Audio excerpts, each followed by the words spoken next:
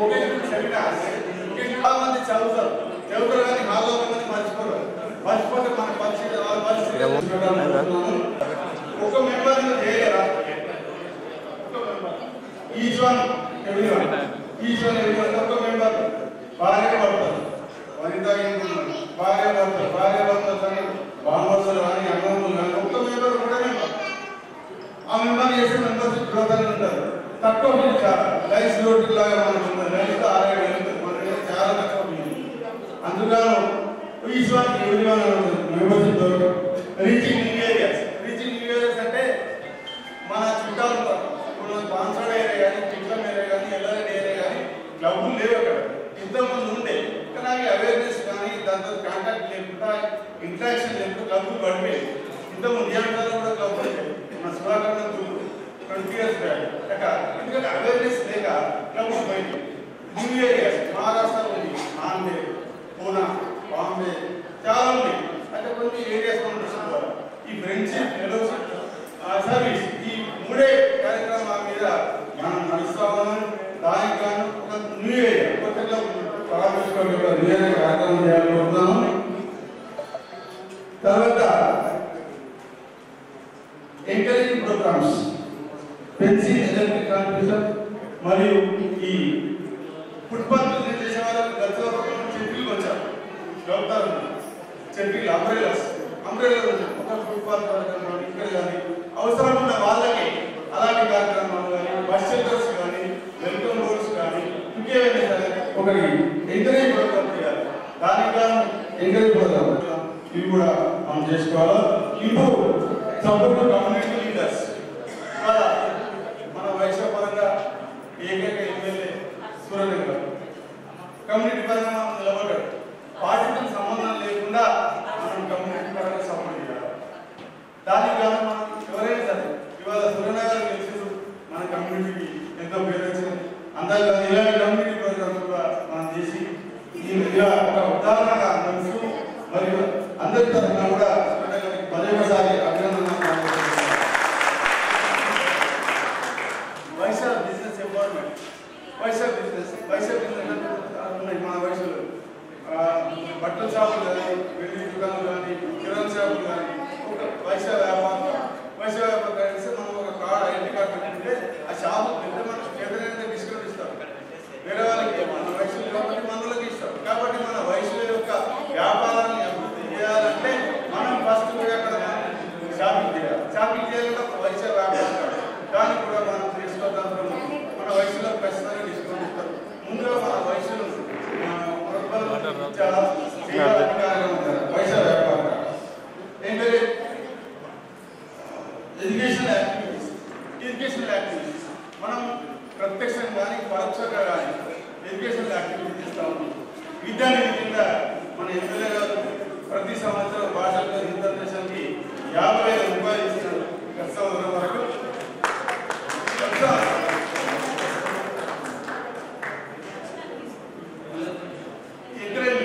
ప్రతి సంవత్సరం మన సూరణ గారు భాషల్లో విద్యానిధి పరంగా 50,000 ఇస్తారు ఈ సంవత్సరం నుంచి కూడా దాన్ని రెట్టింపు 1,00,000 రూపాయలు ఇస్తారని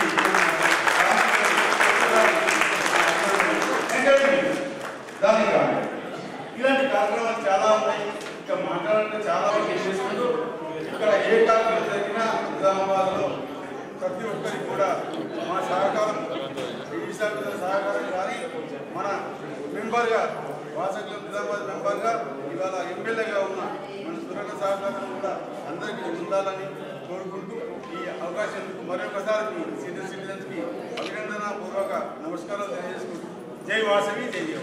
దాన్ని 1,00,000 రూపాయలుగా పెంచుతూ నేను ఉన్నంతకాలం వాసవి సేవలో నేను 10 సంవత్సరం ఇస్తానని వాళ్ళు చెప్పడం జరిగింది.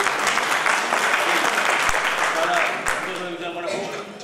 అలాగే మనకు ఈ మధ్య 50 లక్షలు అని మనము అనుకోకుండా నాకు తెలిసి సుమారుగా అన్నతో అనుబంధంగా ఉన్న 20 సంవత్సరాల క్రితం నుంచి కూడా ఏనాడు కూడా ఎవరు అడిగినా కానీ కాదనకుండా వారికి సాధైన సహాయ సహకారం అందిస్తూ ప్రతి ఆడపై స్టూడెంట్ కాకుండా ఎవరు ఎన్ని బీదవాళ్ళు వచ్చినా కానీ అన్నింటికి ముందుండి ఇచ్చిన వ్యక్తి కాబట్టి మనం ఎంత పోయినా తక్కువనే ఎంత మనం అన్నా కూడా తనకు తక్కువ అనిపిస్తుంది కాబట్టి ఇలాగే అమ్మగారు వారికి ఇంకా అన్ని ఆశీర్వాదాలు ఇస్తూ ఇంకా వారి యొక్క బలాన్ని ఇస్తూ మన నిజామాబాద్ ఆర్యవేశ్వరే కాకుండా అన్ని కుల సంఘాలను కూడా తన చేతువాడు ఉండాలని కోరుకుంటూ మరి నా యొక్క విన్నపం ఏంటంటే అన్నగారు మరి గతంలో ఎవరైతే తెలియదు ఇప్పుడు కూడా ఆర్యవేశ్వర చాలా మంది పేదవారు కూడా ఉన్నారు, మీకు అందరికీ ఆ సంఘం తెలుసు. మరి మీ ఆధ్వర్యంలో ఆ బాలకు కూడా పూర్తి విషయం చేయాలని కోరుకుంటూ మరి ఇక ముందు కూడా ఆడే వాసవి క్లబ్కు మీ యొక్క సేవలను మీ యొక్క మనసా వాచ నిర్వహణ కాకుండా ఆర్థికంగా కూడా మాకు ఇవ్వాలని కోరుకుంటూ మీ సమక్షేమాలను కోరుకుంటున్నాను. అలాగే శిక్షకులు వస్తే నేను 2007లో ప్రెసిడెంట్ చేసినప్పుడు అన్నారు సెక్రటరీ చేశారు. వారి యొక్క సేవలను మీ చెప్పే అవసరం లేదు, ఎందుకంటే వారు సేవ చేస్తే నేను ఇక్కడ వరకు ఇక్కడ ఉన్నాను కాబట్టి ఏ ప్రెసిడెంట్కైనా సెక్రటరీ క్యాష్ అదే అండర్ ఉన్నారు కాబట్టి నాకన్నా అండ ఉంటూ మరి ఆనాడు ఈరోజు సీనియర్ సెక్రటరీ ఏంటంటే 2007 అయినా వాసవి క్లబ్ చేసిన సేవలు ఇచ్చాడు కాబట్టి వారికి ఇప్పుడు కూడా మర్చిపోను. మరి ఇక సేవ విషయానికి వస్తే అప్పుడే చేసిన వ్యక్తి ఇప్పుడు ఇంకా ఎక్కువ చేస్తాడు కాబట్టి మనం ఎలాంటి ఆలోచన అవసరం లేదు. 2024 కూడా చిట్టుబాబు గారు ఖచ్చితంగా ఆమోదిస్తారని ఆశిస్తూ ఈ అవకాశం ఇచ్చినటువంటి అందరికీ కూడా మరొకసారి నిర్వహిస్తూ నేటి వాసవి క్లబ్ సీనియర్ సిటిజన్స్ నూతన అధ్యక్షుల వారి ప్రమాణ స్వీకారోత్సవ సమావేశానికి సభాధ్యక్షులుగా వివరించినటువంటి వరకంటి ధనంజయ గారికి మరియు ఇప్పుడే అధ్యక్షులుగా ఎన్నుకోబడ్డటువంటి చిట్టుల భూమన్న గారికి, నేటి కార్యక్రమానికి వాసవి క్లబ్ ఇంటర్నేషనల్ నుండి ముఖ్య అతిథిగా విచ్చేసినటువంటి senior vice president Gudipalli Ramesh అన్న గారికి, కాలభైరవ శ్రీనివాస్ అన్న గారికి, మరి Vasavi club international director Pashadi విశ్వనాథమన్న గారికి, మరియు వాసవి క్లబ్ డిస్ట్రిక్ట్ ఆఫీసర్స్ అయినటువంటి వేదిక మీనటువంటి వీరందరికీ, పట్టణ ఆర్యవేశ్వర సంఘం అధ్యక్షుడు కొండ వీరేశ్వరన్న గారికి, మరి ముఖ్యంగా మన వాసవి క్లబ్ నిజామాబాద్కు వాసవి క్లబ్ నిజామాబాద్లో కాకుండా సీనియర్ సిటిజన్ వారికి కానివ్వండి, ఏ క్లబ్ వారు చేసే ప్రతి వారికి సహాయ సహకారాలు అందిస్తున్నటువంటి మన అన్న ధన్పాల్ సూరన్న గారు కూడా ఈరోజు అనుకోకుండా ఈ కార్యక్రమానికి ముఖ్య వాసవి క్లబ్ ఇంటర్నేషనల్ డిస్ట్రిక్ట్ V103Aలో ఉన్నటువంటి మనము వాసవి క్లబ్ ఇంటర్నేషనల్ చరిత్రలోనే లేని విధంగా మరి అన్న వారు ప్రతి సంవత్సరం 1 లక్ష రూపాయల విరాళాన్ని అందజేయడానికి ముందుకొచ్చి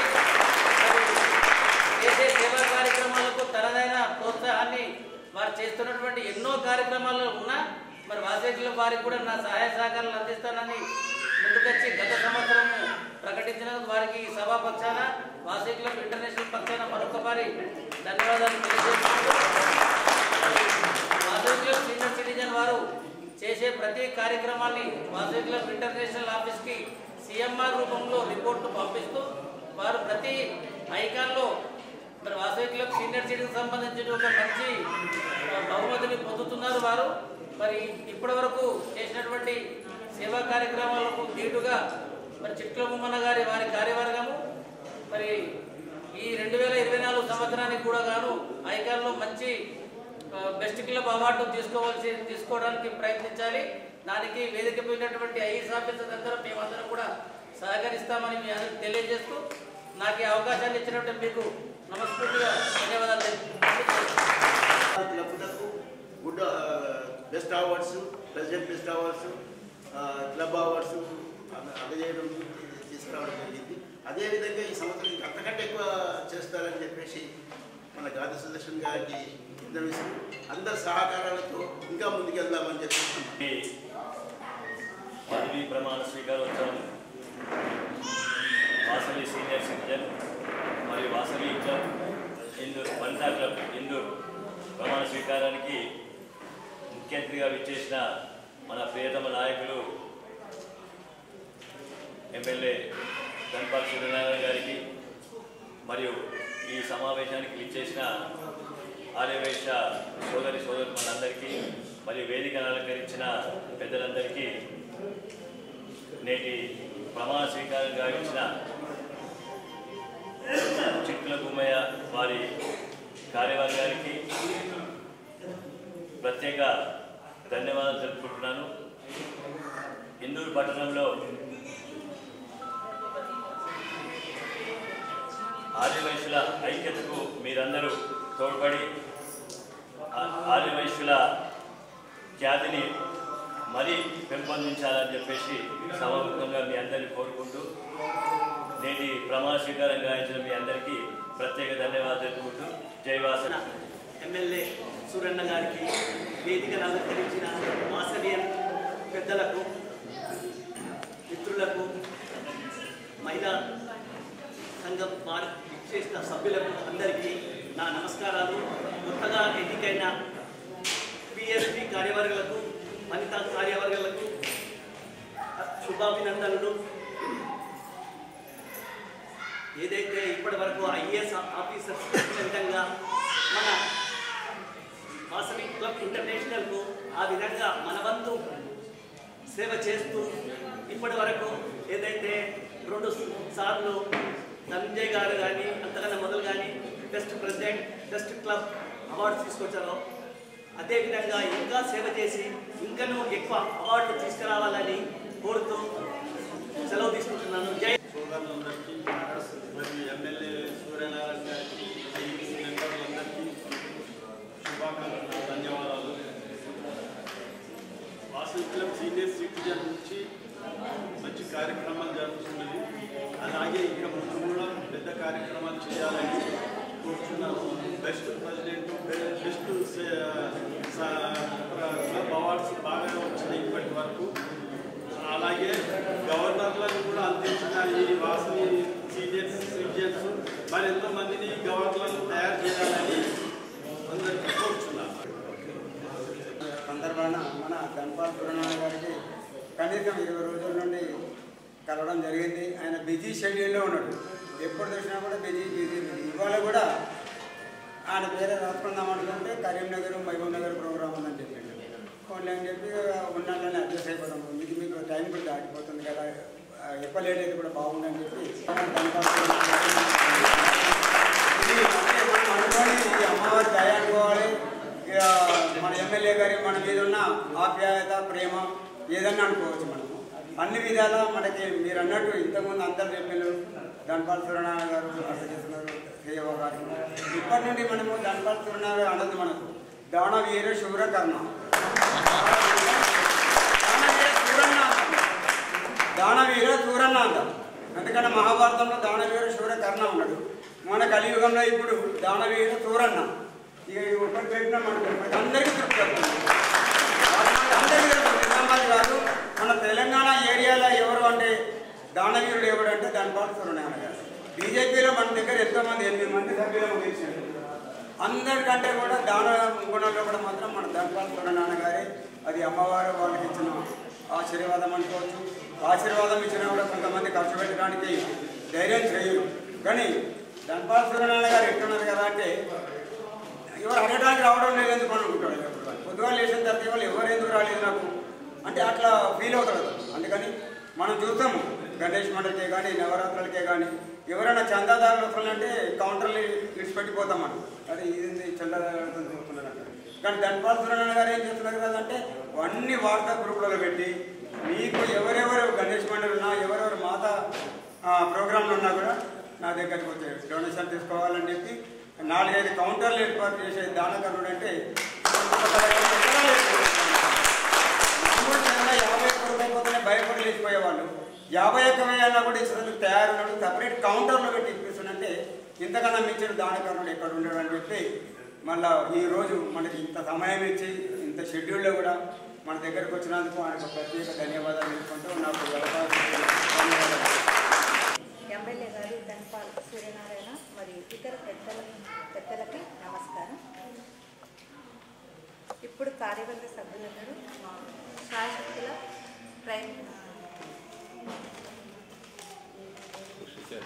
ప్రమాణ స్వీకారం చేసిన మేమందరం శాశ్వతుల ఉన్నతికి అంటే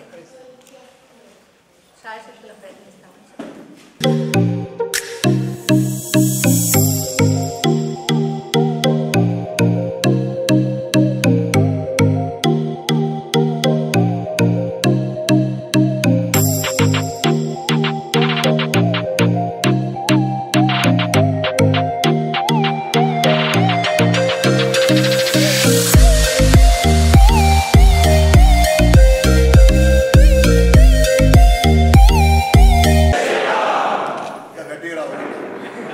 జై శ్రీరామ్, వాసవి మాతాకి. మొన్నటి జనవరి 22 తర్వాత దేశమంతా రామమయం. ఆ సంఘటన, ఆ దృశ్యం చూసిన ఈ తరమందరం కూడా మనం అదృష్టవంతులు. ఏ జన్మలో ఏ పుణ్యం కార్యం చేసుకుంటేనే ఆ ప్రతిష్ట కార్యక్రమాన్ని, ప్రాణ ప్రతిష్ట కార్యక్రమం చూడడం అనేది జరిగింది. 500 సంవత్సరాల పోరాటం, లక్షలాది మంది కరసేవకుల ప్రాణత్యాగం. జై వాసవి. ఈనాటి వాసవి క్లబ్ సీనియర్ సిటిజన్ మరియు వాసవి క్లబ్ వనిత ఇందూరు ప్రమాణ స్వీకార మహోత్సవానికి ఈరోజే అధ్యక్షులుగా ఎన్నుకోబడ్డ పెద్దలు చిటికల బొమ్మాయి గారికి, సెక్రటరీ డీకొండ దేవేందర్ గారికి, ట్రెజరర్ చెన్న రవీందర్ గారికి మరియు వనిత వాసవి క్లబ్ వనిత అధ్యక్షులుగా చిటికుల రామలక్ష్మి గారికి, సెక్రటరీ డీకొండ విజయలక్ష్మి గారికి, ట్రెజరర్గా చిన్న శోభా రాణి గారికి మరియు వేదిక మీద ఉన్న పెద్దలు గుడిపల్లి రమేష్ గారికి, విశ్వనాథం శ్రీనివాస్ గారికి, గాలి నాగరాజు గారికి, బాషెట్టి విశ్వనాథం గారికి, కొండ వీరశేఖర్ గారికి, గాలి సుదర్శన్ గారికి, కొండ వీరేందర్ గారికి, తొట్టునూరు విశ్వనాథం గారికి, పడకంటి ధనంజయ్ గారికి, కార్పొరేటర్ అంటే ఆయన కార్పొరేటర్ కాకుండా కార్పొరేటరే సోదరుడు ఇలాగల మమతా ప్రభాకర్ గారికి మరియు వేదిక మీద ఉన్న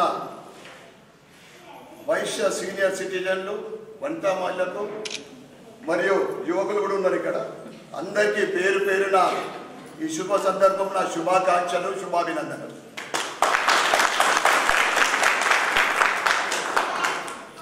భూమయ్య గారు గత 20 రోజుల నుంచి ఫాలో అవుతున్నాడు.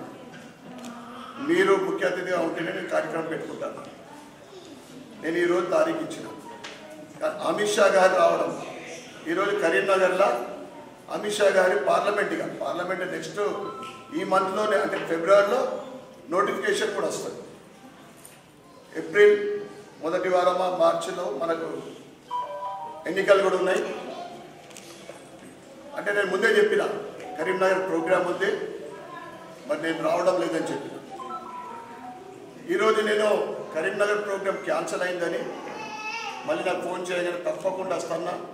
మరి నేను వస్తుంటే నాకు ఫ్లెక్సీలు ఉన్నాయా, ఎంతమంది 100 మంది ఎంత 100 మంది ఉన్నారో నేను ఎక్కడ అడగలేదు.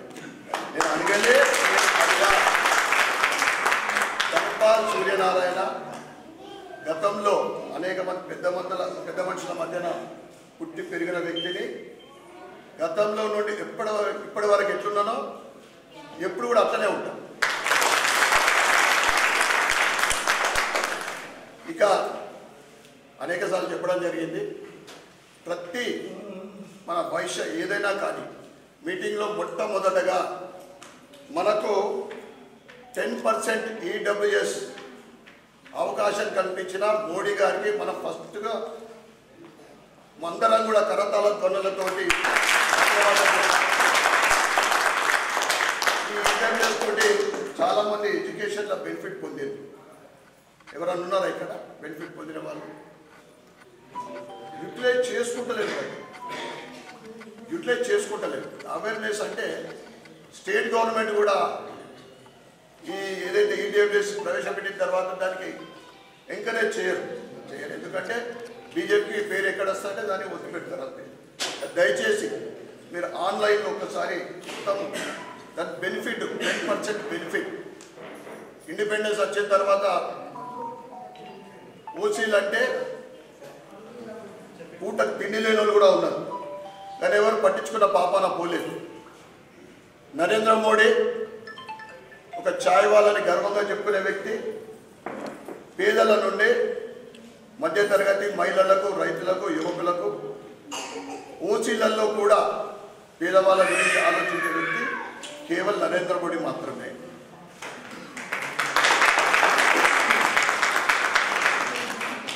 ఇక బీజేపీ అంటే ఒక నీతి నిజాయితీ, ఒక సిద్ధాంతం, ఇచ్చిన మాట నిలబెట్టుకునే పార్టీ నుండి నేను ఉండడము మీ అందరి ఆశీర్వాదంతో 42% మైనార్టీ ఓట్లున్నా కానీ పెద్ద ఎత్తున గెలిపించిన మీ అందరికీ కూడా నేను తలవంచిన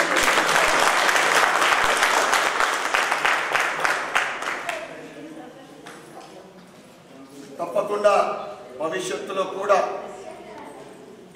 మీ అందరి సహకారం ఉండాలని కోరుకుంటా ఉన్నాం. అదేవిధంగా ఇప్పుడే నాకు రాముడి ఫోటో ఎప్పుడైనా అమ్మవారి కూడా ఉంది, అమ్మవారి ఫోటోనే అనుకున్నాను. ఎప్పుడు నాకు బహికరించినా కానీ మన వయసులో అమ్మవారి ఉంటుంది, లేదా నగరేశ్వరుడు. రాముడు అందరివాడు, రాముడు అందరికీ ఆదర్శవంతుడు. ఈరోజు దేశమే కాదు ప్రపంచం అంతా కూడా హిందువులు ఎక్కడున్నా కానీ 22వ తారీఖు నాడు ఒక దీపావళి జరుపుకున్నారు. ఇక్కడ కూడా నా భూతో నా భవిష్యత్ అనే విధంగా ప్రతి వీధిలోని ఆలయాలు, ప్రతి ఇంటిలో దీపాలు, వీధులలో అలంకరణ, రాముడికి నేను అయోధ్యలో ఉండి సేవ చేస్తున్న విధంగా,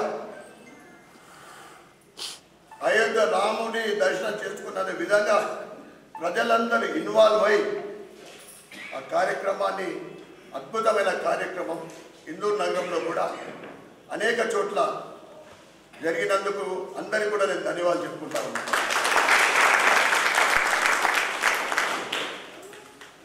ఎలక్షన్లో కూడా నేను నా ప్రచారంలో చెప్పడం జరిగింది. కిల్లా రామాలయ ప్రస్తావన, శంభుడిగుడ్డ ఆలయ ప్రస్తావన నేను చాలా చోట్ల చెప్పడం జరిగింది.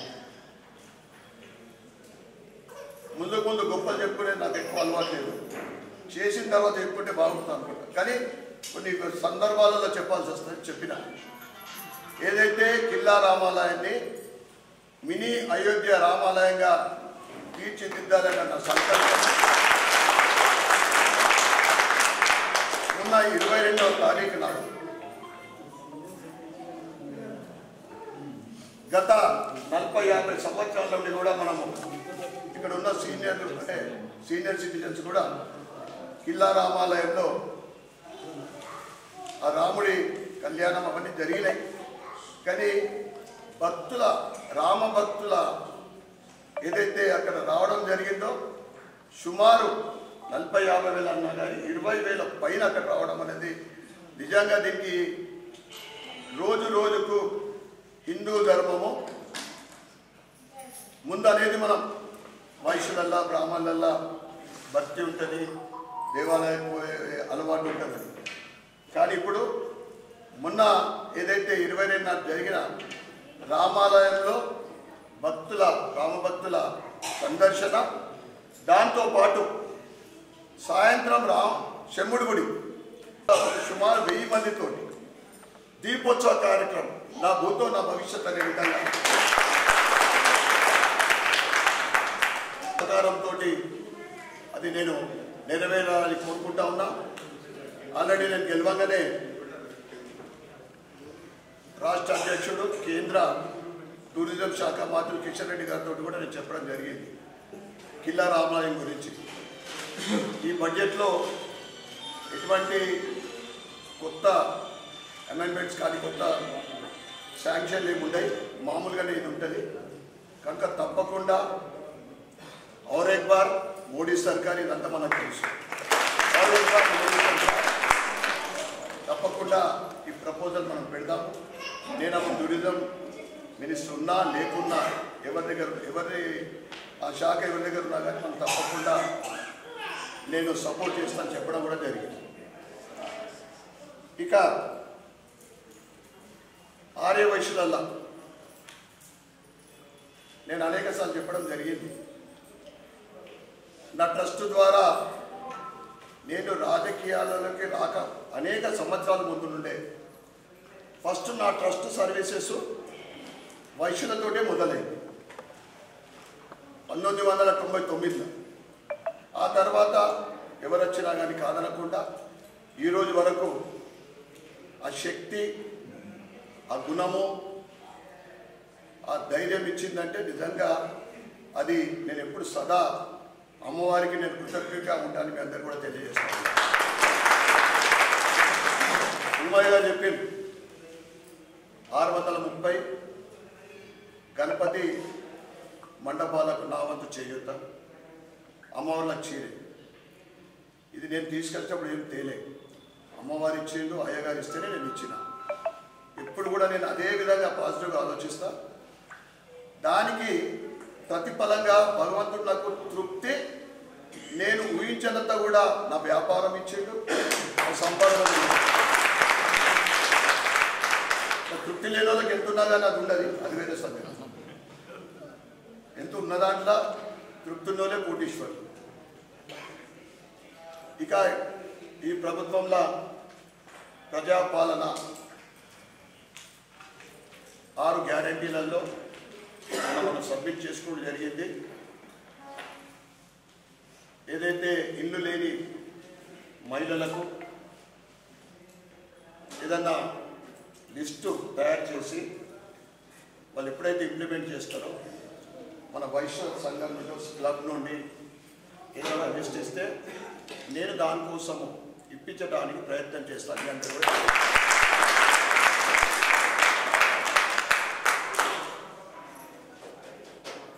అనేక అంశాలు ఉన్నాయి. అంటే ఎక్కడికి వెళ్ళినా సమస్యలు లేవు. పేదలకు మధ్యతరగతి కావాల్సిన మౌలిక సదుపాయాలు ఇక్కడ ఉరవడినాయి. ఇక్కడ ప్రభుత్వ స్కూళ్ళు ఎవరైనా పంపించే స్థితి ఉందా? లేదు. ప్రభుత్వ హాస్పిటల్ తీసుకెళ్తాం, మనం తీసుకెళ్తే అసలు రావడానే ఒక నానుడు ఉంది. అటువంటి దాని మీద రెండింటి మీద కూడా ఆవాస్ యోజన కేంద్ర ప్రభుత్వం అయితే 4 కోట్ల ఇల్లు కట్టించేది, నిరంతర ప్రక్రియ జరుగుతూ ఉంది. ఈ రెండుటి పైన, విద్యా వైద్యం పైన కూడా నేను ప్రత్యేకమైన దృష్టి పెట్టిన. తప్పకుండా వాసవి సంగమ క్లబ్బా లేదా ఏదన్నా ఒక ప్రభుత్వ స్కూల్ నేను కూడా ఒక స్కూల్ని అడాప్ట్ చేస్తా తీసుకుంటా. దాంతోపాటు ఒక కమిటీని ఏర్పాటు చేస్తాం. దాంట్లో ఎన్ఆర్ఐస్, మన నిజామాబాద్లో ఉన్న కార్పొరేట్స్ కానీ, టాప్ కాంట్రాక్టర్లు కానీ, లీడింగ్ డాక్టర్లు కానీ, లేకుంటే ధార్మిక సంస్థలు కానీ, అడ్వకేట్స్ కానీ ఈ ప్రభుత్వ స్కూళ్ళని అడాప్ట్ చేసుకొని డెవలప్ చేయాలని ఒక సంకల్పం ఉంది. దాంట్లో కూడా మన వైశ్యం నుండి ఒక సంఘం నుండి లేదా ఒక కమ్యూనిటీని, ఒక గ్రూప్ నుండి ఒక స్కూల్ని అడాప్ట్ చేయాలని మీ అందరికీ కూడా నేను రిక్వెస్ట్ చేస్తాను. అదేవిధంగా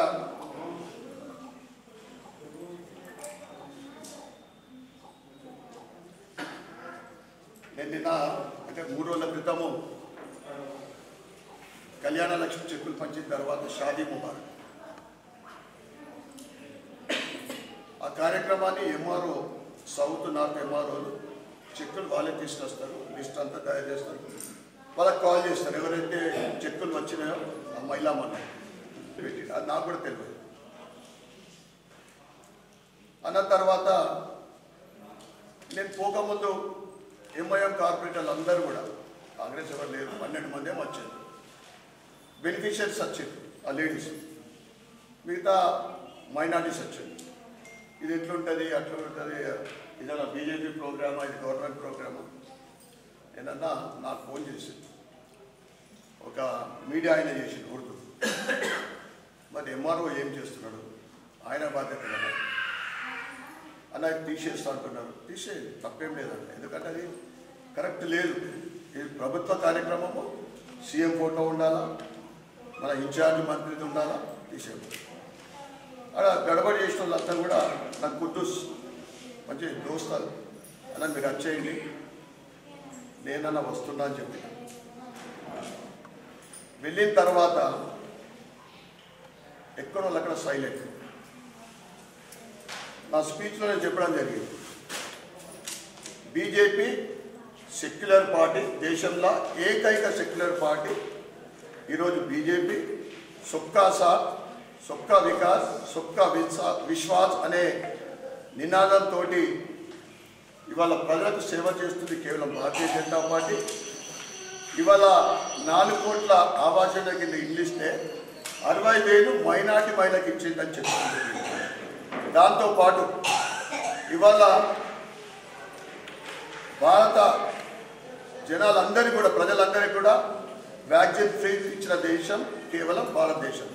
దాంట్లో కులాలు చూడలే, మతాలు చూడలే, ఏ రాజకీయ పార్టీ చూడలే, అరే వీడికి బీజేపీ పక్కకు పెట్టు లేకపోతే వీడి పక్కకు పెట్టు అనేది లేదు.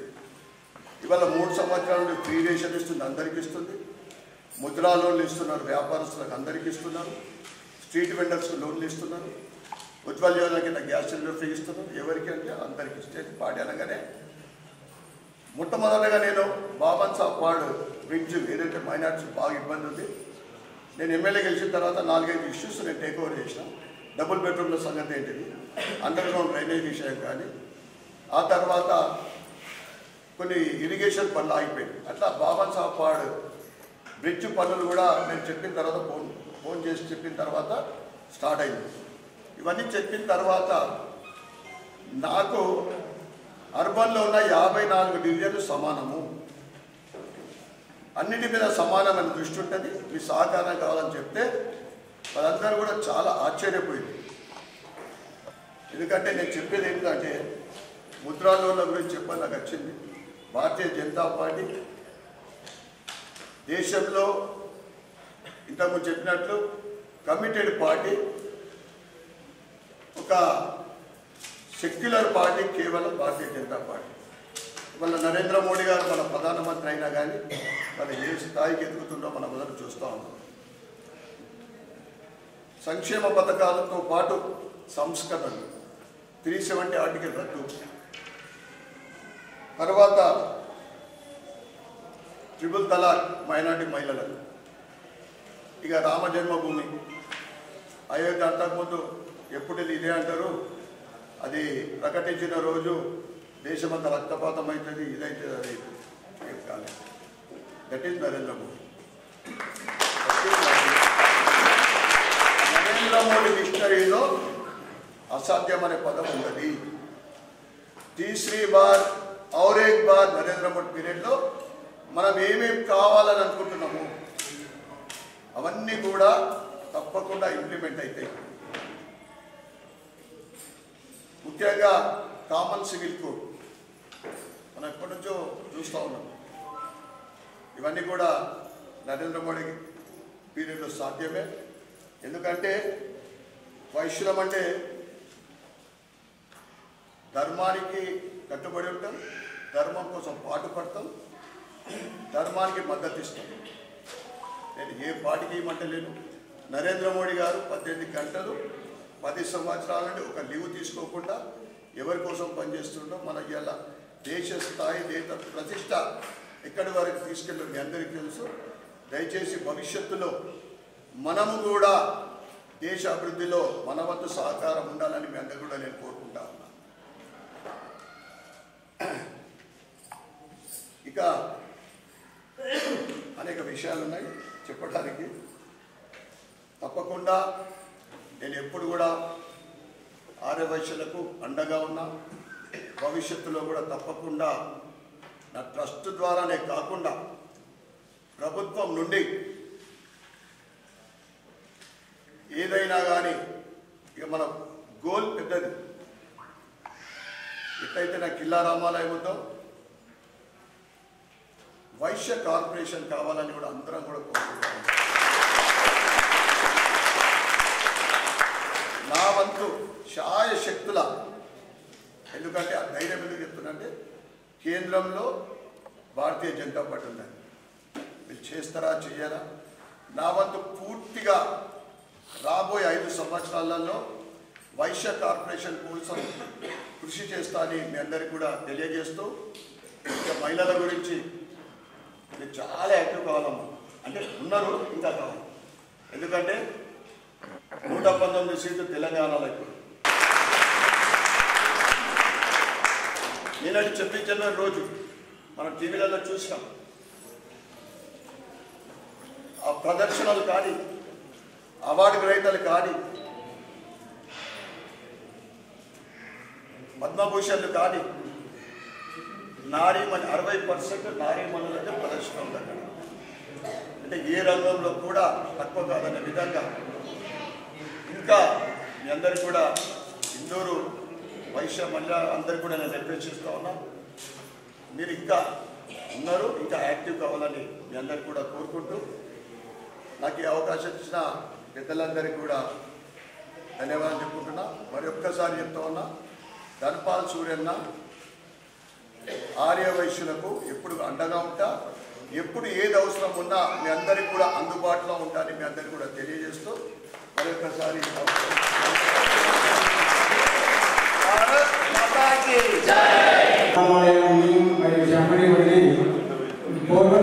అంటే మంచి అంటే అయోధ్యలో ఏమాటో మన హిందువులో కూడా ఆ విధంగా చేస్తానని మాట చేస్తూ అది మాట నేర్చుకుంటాడు.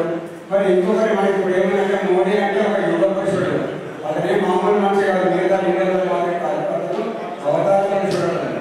అయితే అతను మనకు కలియుగంలో త్రేతాయుగాన్ని చూపెట్టినాడు. త్రేతాయుగంలో రాముడు ఎప్పుడైతే తిరిగి వచ్చి వనవాసం నుండి పట్టాభిషేకం చేసుకుంటాడో అప్పుడు ఓన్లీ అయోధ్య పండుగ చూసేవాడు. కానీ మొత్తం ప్రపంచం వచ్చింది. ఇప్పుడు త్రేతాయుగంలో జరిగిన సంగతి త్రేతాయుగంలో ఓన్లీ అయోధ్యలో ఉన్నామని చూసింది. కానీ ఈ కలియుగంలో మనకు చూసే అవకాశం వచ్చిందంటే మనకు త్రేతాయుగంలో పోయినాడు మొత్తము. అప్పుడు ఓన్లీ అయోధ్య ఒక చిన్న రిక్వెస్ట్ చేస్తున్నారు దానికి, అది చిన్న విషయం. అది పొట్టి శ్రీరాముడు విగ్రహం దగ్గర అది గత ప్రభుత్వం దాన్ని పక్కన తీసుకెళ్ళింది. ఇక్కడ ఉన్న వాళ్ళు రైట్ ఇక్కడ ఉంటే బాగుంటుంది. అయితే మన పొట్టి శ్రీరాముడు గారికి సెంటర్ చేసి దాంట్లోనే హైలైట్ చేసింది. గత ప్రభుత్వం ఏం చేసిందంటే దాన్ని పక్కన పెట్టేసి మధ్యలో కాంటాక్ట్ చేసింది. అయితే మీరు మీ హయాంలో చెల్లమని మీరు కలుసుకుంటే కొద్ది రోజుల్లో పెద్ద విషయం కాదు. అయితే దాన్ని మళ్ళీ మొదటి స్థానానికి తీసుకొచ్చి ఎప్పుడైనా మన మీద సన్మాన కార్యక్రమంలో ఏం చేసినా కూడా ఎక్కి మూడుదల చేసేట్టు కంచెలు మళ్ళా పొట్టి శ్యామం మాత్రం యథాశక్తి తీసుకురావాలని చెప్పి మా వాసనలో నుండి ఒక చిన్న రిక్వెస్ట్. అది మీకు అవుతుంది, పెద్ద పని కాదని. అప్పుడు ఏదో గవర్నమెంట్ డిస్కాన్ చేసింది కానీ అసలు అది చేయకూడదు. పొట్టి శ్యామను అవమానపరిచినట్టు కనుక మీరు దృష్టిలో తీసుకోండి. ఆ చిన్న కార్యక్రమాన్ని కూడా మీరు చేసి పెట్టండి.